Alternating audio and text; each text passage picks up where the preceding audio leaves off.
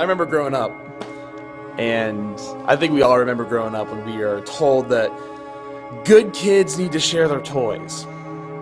We need to be open to allowing other boys and girls, other friends, even kids that we don't know in the preschool room, play with our toys, right?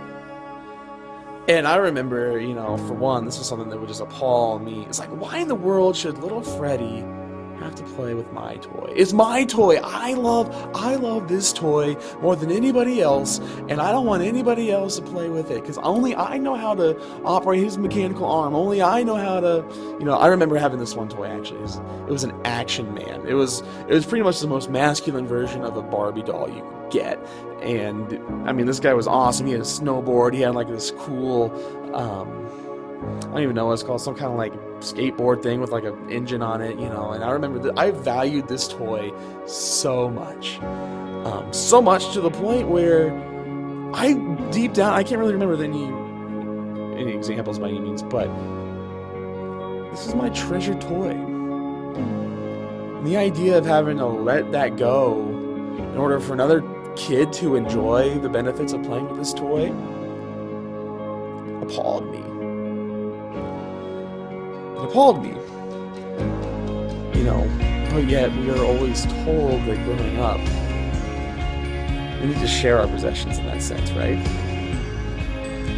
We need to be willing to sacrifice the things that we hold dear to us. Whether that's a toy, whether that's maybe a movie, whether that's, some kind of prized possession, in order for somebody else to get the benefit.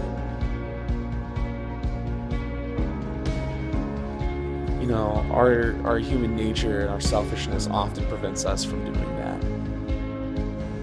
On so many occasions, in so many ways.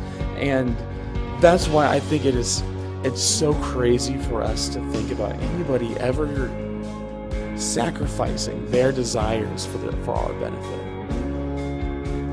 How could somebody truly love us so much that they want to, sacrifice playing with their own toy for us to have fun with it? Or maybe we can take it a little bit more into now, or in today's context.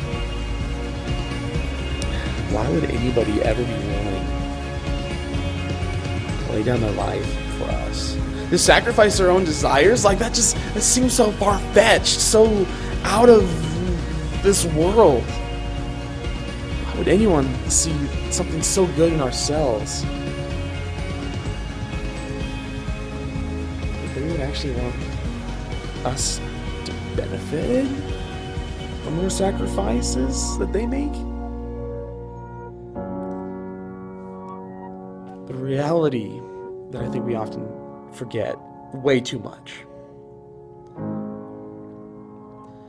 is that God so loved the world that he gave his one and only Son, that whoever may believe in him will never die but have eternal life.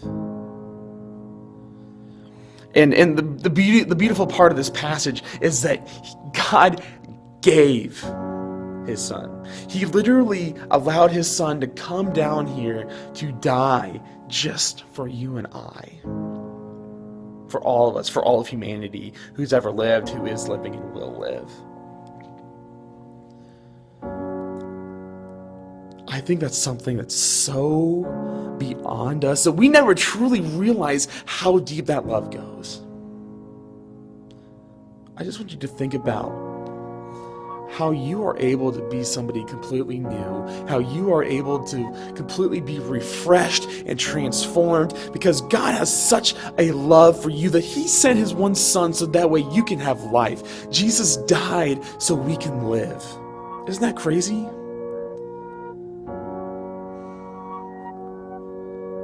Rest in that. Know that. Dwell in that. Live off of that.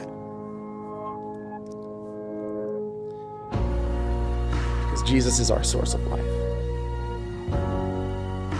And never been for his death. So as you remember that, just be renewed, be refreshed, and show others what a life covered in Jesus' love may be.